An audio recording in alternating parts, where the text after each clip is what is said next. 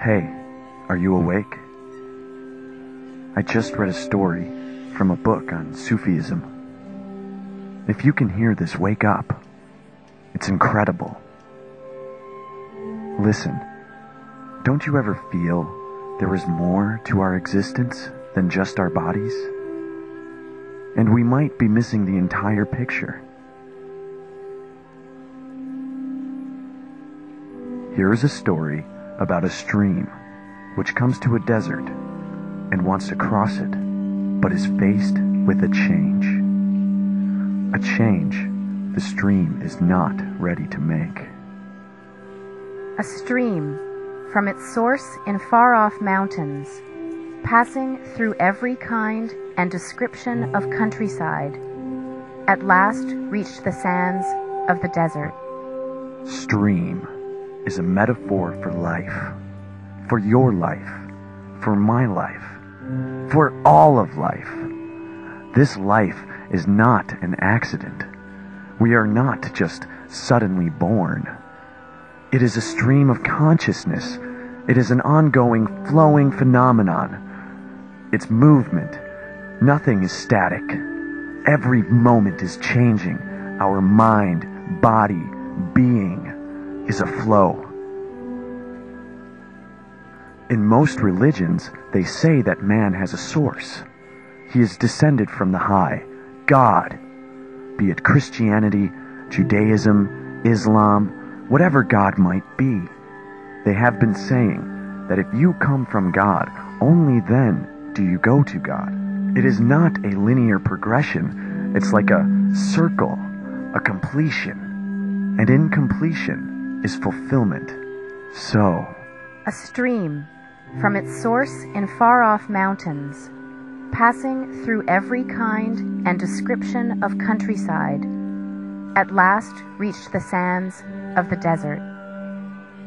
At last, the sands of the desert. Every consciousness reaches a point which Sufis call the desert, when we feel utterly hopeless and we can't go on. When we can't figure it out, what to do, who to be. One day or another, every consciousness has to face this desert, because without passing through the desert, we will never really grow. Then, in the story, Just as it had crossed every other barrier, the stream tried to cross this one too. so, naturally, we often react based on what has happened in the past.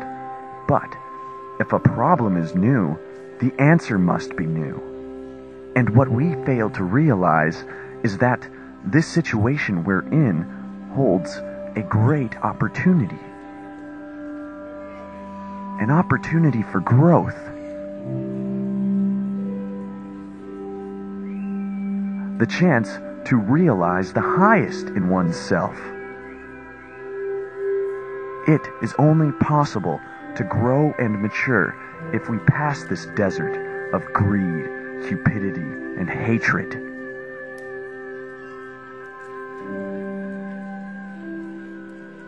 The desert of meaninglessness.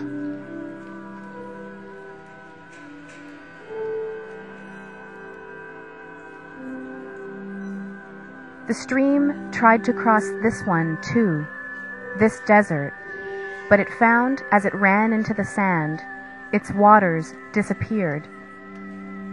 The stream was convinced, however, that its destiny was to cross this desert, and yet there was no way.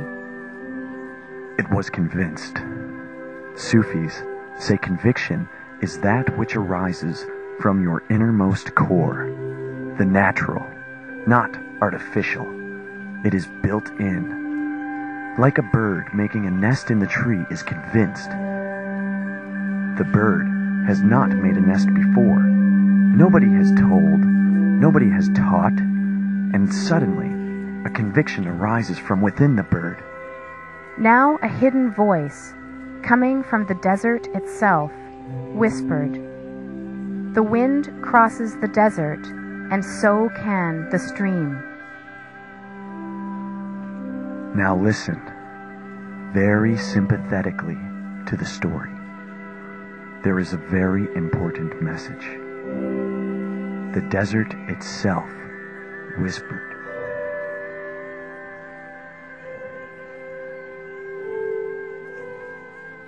What does it mean?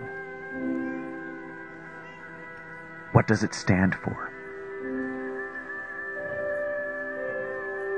It means if we listen to the situation silently and intuitively, the crisis we face will speak to us. How can it be solved?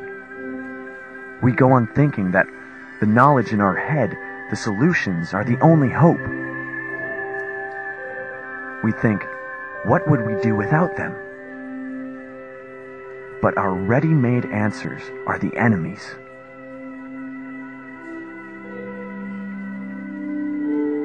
Because otherwise, we cannot penetrate the mystery of the problem. We cannot hear the desert whisper.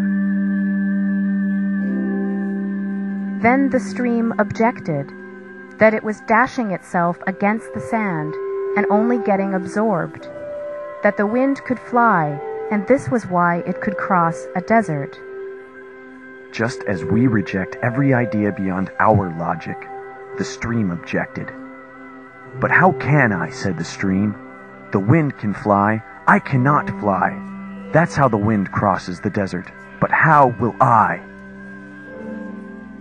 Einstein once said that if at first an idea is not absurd, there is no hope for it.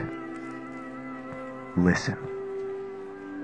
The desert says, by hurtling yourself in your own accustomed way, you cannot get across. We have to drop the accustomed way, the habitual way. Drop the past, the known, and face the new with the new consciousness. You will either disappear or become a marsh. You must allow the wind to carry you over to your destination. The stream asks, but how can this happen? By allowing yourself to be absorbed in the wind. This is the idea of letting go. We must let go. We must allow existence itself to carry us to our destiny. One has to learn to be taken by the wind, the master. This idea was not acceptable to the stream. After all, it had never been absorbed before. It did not want to lose its individuality. To look at ourselves, we need the help of an outside mirror, a mirror that reflects, so that we could see ourselves from the outside. The so-called knowledge of ourselves and others is very much based on the non-essentials, the stuff of our lives. While what is essential, the diamond of our being, is behind all of that. So, when we surrender, the non-essential disappears, and the essential will rise to its clarity and brilliance. Only when the garbage is gone can we realize our core, our diamond. The stream did not want to lose its individuality. And, once having lost it, how was one to know that it could ever be regained? The wind, said the sand, performs this function. It takes up water, carries it over the desert, and then lets it fall again. Falling as rain, the water again becomes a river. How can I know that this is true? We want to be convinced logically. We are always looking for proofs, a preview of what is going to happen. We think there may be a trick to cheat. There may be a strategy. It is so, and if you do not believe it, you cannot become more than a quagmire. and even that could take many, many years, and it certainly is not the same as a stream. If we decide to do nothing and become a quagmire, then we will never be a stream again. Either way, we cannot remain the same. But if we trust, maybe we will emerge in a different form. We will die as a body and be born as a spirit, disappearing in the lower plane to emerge on a higher one. So, we can choose either to become a quagmire or take the risk and ride with the wind. But can I not remain the same stream that I am today? Life is moving.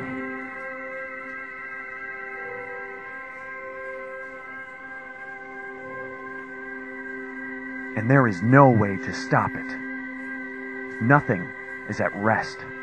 Stars move, and the earth moves, and the sun moves, and the trees sway in the wind. Our mind is changing.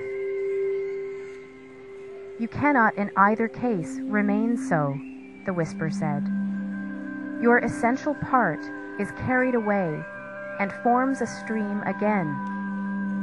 You are called what you are even today because you do not know which part of you is the essential one. When he heard this, certain echoes began to arise in the thoughts of the stream. The stream began to see its path. Yes, I cannot remain the same. I have never been the same. Even for 2 consecutive moments, things have always been changing. This is true. I have been in constant change.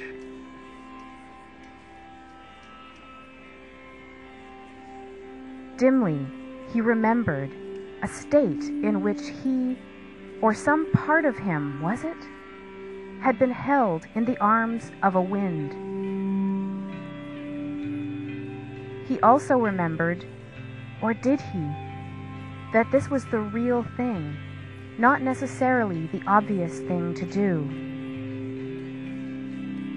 We have already existed in a kind of at-one-ment with the whole that was in our mother's womb. And if it was possible, why can't it again be possible? The existence was taking care. If we relax, maybe it can take over again. It is a great moment, the most beautiful. If we can be courageous enough to take the risk, we will be transformed.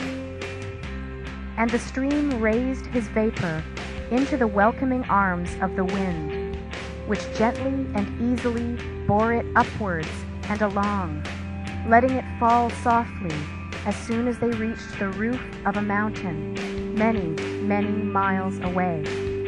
And because he had had his doubts, the stream was able to remember and record more strongly in his mind the details of the experience. He reflected, Yes, now I have found my true identity.